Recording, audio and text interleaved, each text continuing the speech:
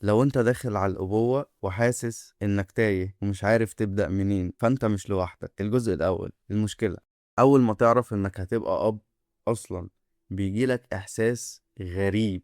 مش فرحة بس، ده في خوف وفي ضغط وفي إحساس أصلا انك مش جاهز. وبتبص حواليك تلاقي مفيش حد بيشرح لك هتعمل ايه، فبتسكت، بتترب كده، فاهم؟ وبتحاول تمثل انك طبيعي. انا تمام يا جدعان، انا زي الفل، مية مية.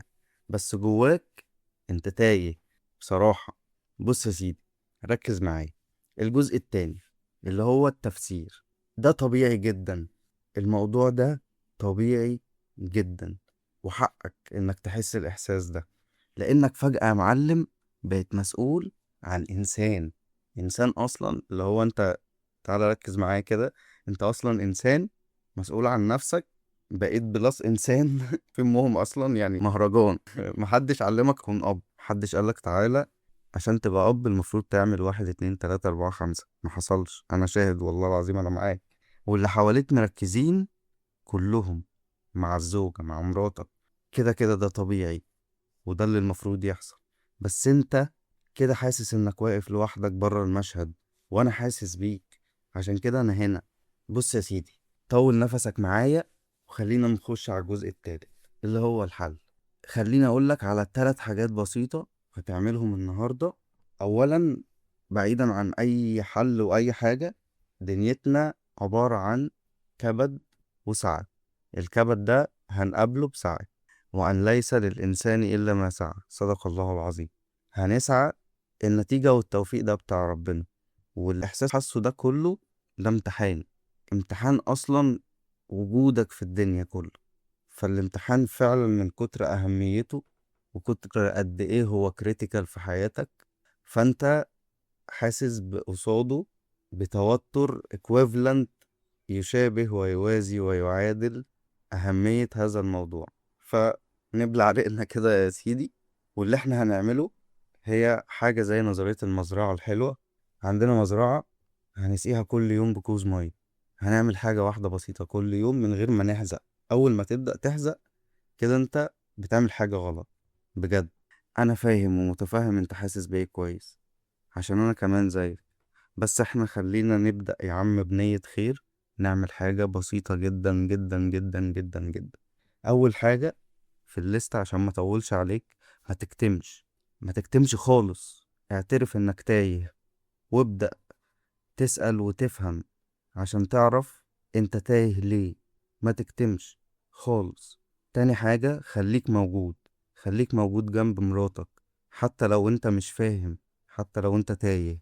وجودك جنبها ده اصلا اهم من اي كلام انت بتفكر فيه او مسحول ان انت تقوله، او ان انت بتحاول تظهر بكاركتر معين في دماغك. ده اوفرلود عليك، بيرفكشنزم زيادة عن اللزوم. هي محتاجة بس جسمك وتواجدك والانرجي اللي جسمك وجسمها ربنا خالقها في علم الغيب، احنا مش بنشوفها.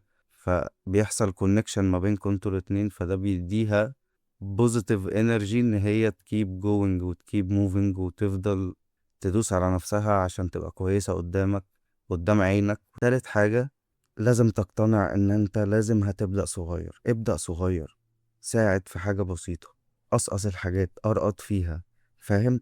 اسألها محتاجة ايه وخد خطوة. بس يا سيدي، هما دول ال3 حاجات اللي المفروض هتعملهم. وبكده نكون خلصنا حلقتنا الحلوة الجميلة اللي أنا اتبسطت بيها بجد إني شاركت معاكم الرحلة دي. ومبسوط أصلا أكتر إني يعني حل مشكلتي أنا، إن أنا كنت داخل أشوف أي كونتنت يساعدني، وأنا كنت مترب وخايف ومتوتر في عز بجد اللحظة دي. ما لقيتش كونتنت يسعفني، وهو ده كان السبب يعني اللي خلى دماغي فكرت ان انا عايز اعمل الموضوع ده، الكونتنت الجميل ده، عشان اساعد اخواتي. و يعني ربنا يجعله في ميزان حسناتنا ان شاء الله، باذن الله. ماشي، مش طول عليكم انت. بص يا اخويا، انت مش محتاج تبقى مثالي بجد. دي اهم حاجة، ركز معايا فيها. انت محتاج تبقى موجود. مع الوقت كده كده هتتعلم. الإنسان ربنا خلقه كفطرته بيسرفايف، بيحاول. أولا بيحاول يتأقلم ويحس بالأمان، وبيحاول يتكيف مع البيئة اللي هو فيها. تمام. ومع الوقت هتتعلم فعلا. المهم ما تسيبش نفسك للتوهان والدهولة. مهم ما تسيبش نفسك للتوهان والدهولة بجد، حط تحتها 900 خط. حاول تبقى فعلا السند. باي باي.